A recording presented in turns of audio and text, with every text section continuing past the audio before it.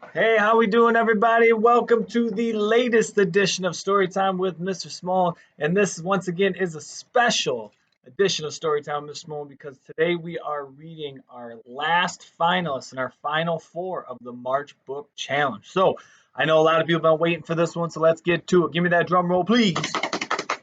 Our story today and one of those final four of the March Book Challenge is Bear and Wolf, and our author today is Daniel Salmieri.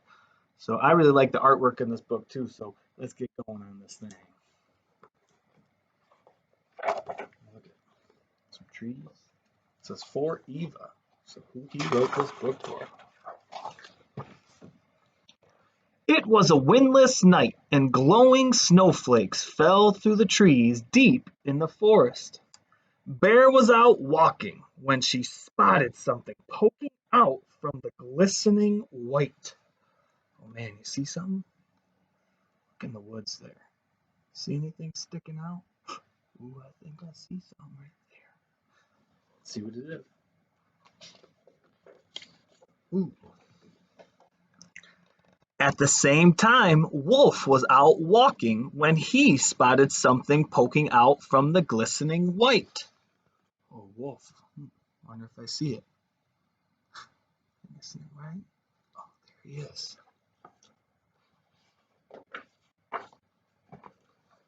Ooh, look at him. When Bear got closer, she could see it was a young wolf. She could see the wolf's pointy snout, smooth gray fur, golden eyes, and wet black nose. When Wolf got closer, he could see it was a young bear. He could see the bear's big round head, soft black fur, deep brown eyes, and wet black nose. Oh man, I kind of think, well, I noticed they both have wet black noses.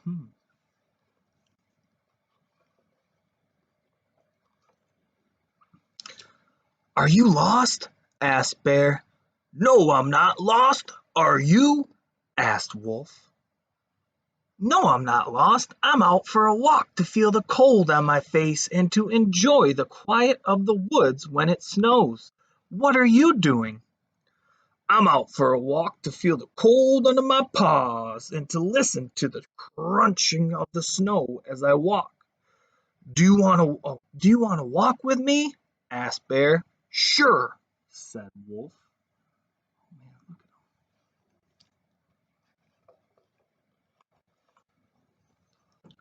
Bear and Wolf walked through the quietly falling snow, using their eyes and ears and noses to take in the snowy woods. They both had thick, warm fur that covered their whole bodies. They were creatures made to be comfortable in the very cold. Look at them walking there. Good thing for that thick fur to keep them nice and warm.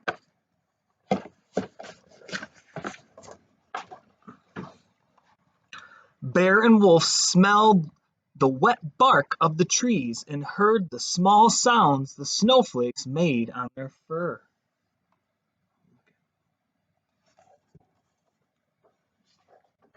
Ooh, look at these pretty things. They slowed down to look closely at the different shapes. Look at all those different snowflakes. Beautiful. Ooh. High up above the trees, Bird was gliding through the sky, feeling the snowy air on her wings, when she saw through the branches two shapes poking out from the glistening white. Let's see if you can find those two shapes. Where are they at? Oh, I think I see them.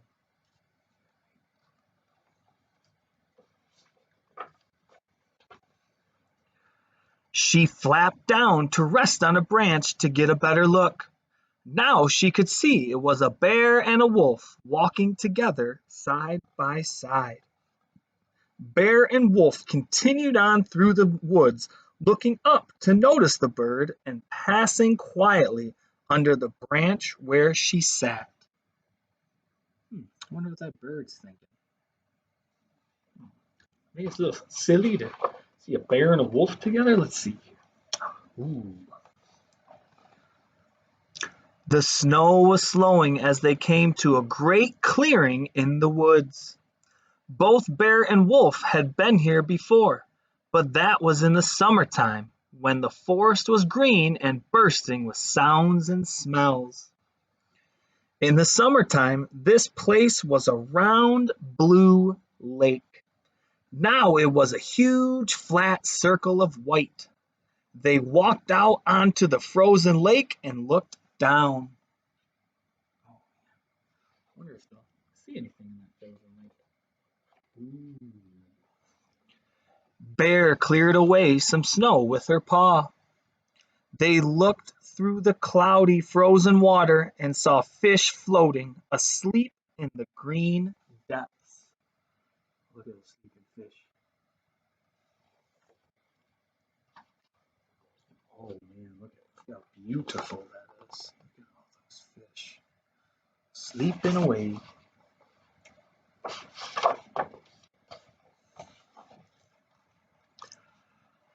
I have to go now, Wolf, said Bear. I have to go back to my cave and sleep through the rest of the winter with my family. I have to go now also, said Wolf. I have to go back to my pack. We are following the scent of caribou and have many nights of running ahead of us. I really liked walking with you, said Bear.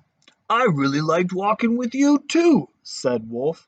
I hope that we'll meet again. And they turned from each other and walked away. So Bear's going to sleep, or what they call hibernate, the rest of the winter. And if you remember Wolf, he was going to track the scent of caribou. Oh, there they are. Well, going their separate ways. Here's Wolf, and here's Bear.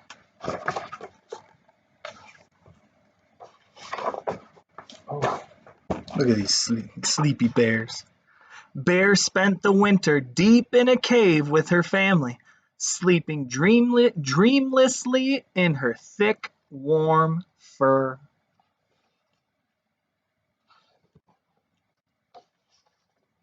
Ooh, Wolf. And Wolf spent his winter running silently with his pack, looking for the caribou. Look at all those wolves.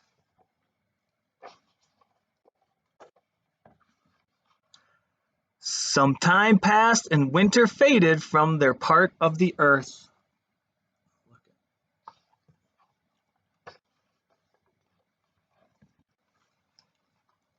The snow melted, the grass and leaves grew again, and birds sang in the tops of trees.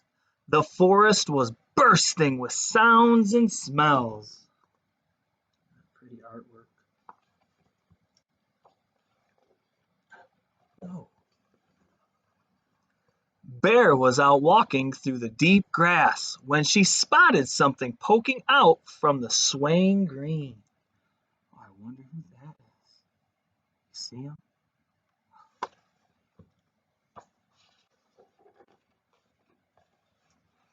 Bear and Wolf walked through the gentle breeze, using their eyes and ears and noses to take in the awakening woods. They used their eyes so they could see around. They used their ears so they could hear what's going on in the forest, and they used their noses to smell what was going on. So using some of those senses, I love it. And that's our story. So did anybody enjoy that book, Bear and Wolf?